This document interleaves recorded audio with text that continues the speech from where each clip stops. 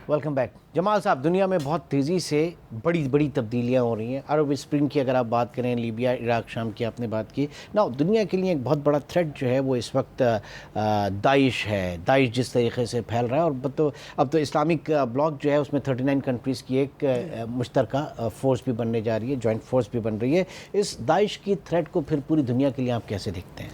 देखिए, जहाँ तक जो इस्लामिक फंडामेंटलिज्म का ताल्लुक है, वो तो इस्लामिक बिलीव है ही नहीं है। वो जिस तरह भी उसको कह रहे हैं, कम से कम दहशतगर्दी के हवाले से तो बिल्कुल भी नहीं है। इस्लाम का कोई लेना देना नहीं है। मुसलमानों का भारत को ताल्लुक नहीं है उसके साथ, वो भारत गलत है। लेकिन उसमें अब ये चेक करना पड़ेगा कि किन लोगों को ये दाइश जैसी ऑर्गेनाइजेशन सूट करती है और वो क्यों कर रहे हैं। अब ऐसे एक तरफ तो हमने दाइश को देखा, फिर हमने सारी अरब स्प्रिंग को भी हम देख रहे हैं, साथ ही साथ एक दुनिया भर में जो बहुत बड़ी थ्रेट जो है इस वक्त, वो डोनाल्ड ट्रंप की सूरत में इस वक्त मौजूद है। बड़े खुद अमेरिका में इतने मुजाहरे वगैरह हो रहे हैं, सारी चीज़ें। तो आप ग्लोबली क्या आप अमेरिका की पॉलिसी, क्या आप दूसरों की पॉलिसी, क्योंकि अब वो पुतिन जो है वो भी बड़े नाराज़ हैं, रशिया जो है वो भी अमेरिका से नाराज़ है, जर्मनी जो है वो भी इस तरह के स्टेटमेंट पे, अमेरिका का मतलब है डोनाल्ड ट्रंप। अभी तो देखिए, वो ये कह रहे हैं कि मैंने फंडामेंटल मुसलमानों को चेक करना है। तो अगर हम फंडामेंटलिज्म कर ही नहीं रहे तो हमें डरने की भी कोई ज़रूरत नहीं है। और जो हमारे अच्छे लोग हैं उनको उसकी भी डरने की ज़रूरत है। मेरा ये ख्याल है कि पाकिस्तान के लिए डोनाल्ड ट्रंप बुरा नहीं होगा।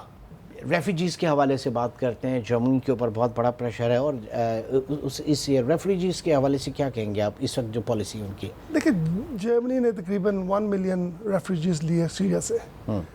बात यह है कि उसमें जो गलती थोड़ी सी हुई है वो है कि लोग थोड़े से अनकंट्रोल लिए गए। अब किसी स्टेट में भी आप अनकंट्रोल 1 मिलियन बंदा ले आएँ बगैर चेक किए कि ये क्या चाहते हैं, ये कोई आईएसआईएस के बंदे तो नहीं हैं, वो थोड़ी सी गलती बहरहाल है। लेकिन एज ए होल इस वक्त वो ह्यूमैनिटेरियन नीड में है, और मेरा ख्याल है कि उनको पूरी तरह उनकी मदद करनी चाहिए। What about the Afghan refugees इन पाकिस्तान?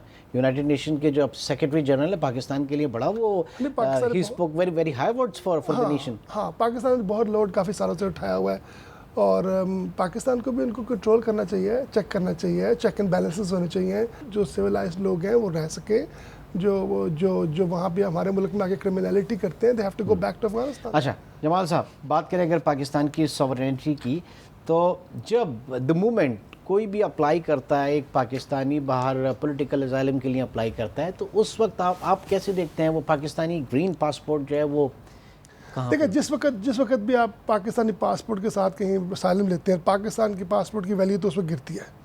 अब देखें ना, इंडिया के पासपोर्ट में 50 मुल्कों का वीज़ा है, हमारा एक भी नहीं है। कुछ छोटे छोटे आइलैंड्स हैं। उसकी मेन वजह यह है कि हमारे कुछ सिचुएशंस ऐसी क्रिएट हमारे मुल्क में हुई हैं कि उनको असाइलम ग्रांट करना पड़ता है। उसको चेक करना चाहिए, वो क्या वजूहात हैं, किस वजह से किसी को असाइलम मिलता है, और क्या हम उन मिनॉरिटीज़ के साथ शायद कर रहे हैं। और कुछ केसेस ऐसे हैं जो बेचारे पता सच थे कि झूठ थे, अल्लाह जाने, लेकिन उसकी वजह से हमारी बदनामी इतनी होगी। हम 200 मिलियन लोग हैं, जिससे हम बचना चाहिए, निकलना चाहिए उसमें से बाहर, वरना हमारे पासपोर्ट की कभी कोई वैल्यू नहीं होगी। हाँ, एक और चीज़ पता होनी चाहिए कि जिसने जर्मनी या बाहर मुल्कों में जाना, तो बहुत सारे लीगल रास्ते भी हैं। जर्मनी में मिसाल we need about 15 million people in Germany जिनको उनको ज़रूरत है। उसका एक रास्ता है ब्लू कार्ड। एक ब्लू कार्ड निकाला हुआ है जिसमें about 20-30,000 की कोई जॉब हो तो वो आपको वीज़ा देते हैं, उस पर जाना चाहिए और कोशिश करनी चाहिए। और दूसरा, स्टूडेंट वीज़ा मिलता है और यूनिवर्सिटीज़ वहाँ पर फ्री हैं, और इंग्लैंड में भी नहीं है फ्री है, अमेरिका में बहुत महंगी है। Germany is only country at the moment जिसको मैं जानता हूँ जो फ्री एजुकेशन है। तो एजुकेशन के हिस्से से जाना चाहिए हमारे लोगों को, वहाँ जाके पढ़ें और या जॉब पर जाएं या किसी बिजनेस पर जाएं जो डेवलप हो सकता है। ठीक है, हमने ब्रेन ड्रेन बहुत देखी पाकिस्तान से, और जाहिर है कि उसमें एक बहुत सारे फैक्टर्स हैं। लॉ एंड ऑर्डर का सबसे बड़ा हमारे यहाँ मसला था, फिर जॉब क्रिएशन का हमारे यहाँ बहुत ज़्यादा मसला, तो इसमें बड़ी मैसिव जो है वो ब्रेन ड्रेन हर साल देखने में आई। व्हाट अबाउट दिस राहिल शरीफ साहब का, जो जनरल राहिल शरीफ का जो इस वक्त आपने पूरा एरा देखा, और उसके साथ ऑपरेशन ज़र्ब-ए-अज़्ब, एक एरियल व्यू अगर आप पाकिस्तान का लें, जर्मनी से बैठ के, बाहर से बैठ के, यूएन से बैठ के देखें, तो पाकिस्तान सिक्योरिटी के हवाले से और जनरल राहिल शरीफ और पाकिस्तानी आर्मी, पाकिस्तानी फोर्सेस किस तरह से देख रहे हैं? देखिए, पोस्ट राहिल शरीफ इस वक्त तो हमारा इमेज दुनिया में कुछ बेहतर हुआ। ठीक है, जब रील शीर साहब कमांड ली उस वक्त हम एक तरह के फुल हमारे हर जगह इतने सारे सुसाइड बम्बिंग हो रही थी और इतने सारे रेबल्स थे जितनी जो अपने आप को गवर्नमेंट समझते थे और वो काफ़ी हद तक कंट्रोल हुए। यहाँ तक कि कराची में भी लोग मुझे कहते हैं कि 70% ये जो रोज़ की रॉबरीज हुई थी कम हुई हैं।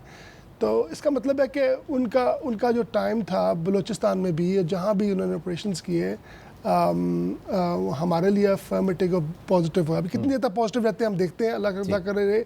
और एज ए पॉलिसी मैटर वो कंटिन्यू है, वो सारी चीज़ें कंटिन्यू हैं। जो दहशतगर्दी के खिलाफ जंग है स्टिल पाकिस्तान उसमें फ्रंट फुट पर ही है जी। अच्छा, अगेन एक ब्रेक की तरफ चलेंगे। ब्रेक के बाद मैं चाहूँगा कुछ और चीज़ें आपकी ज़रा आ जाते हैं, फिर हम बिजनेस की तरफ, कमर्शियल इंटरेस्ट की तरफ हम आ जाते हैं, लेकिन एक छोटी सी ब्रेक के बाद उसे हम डिस्कस करेंगे। नाज़रीन, छोटी सी ब्रेक के बाद दोबारा मिलते हैं।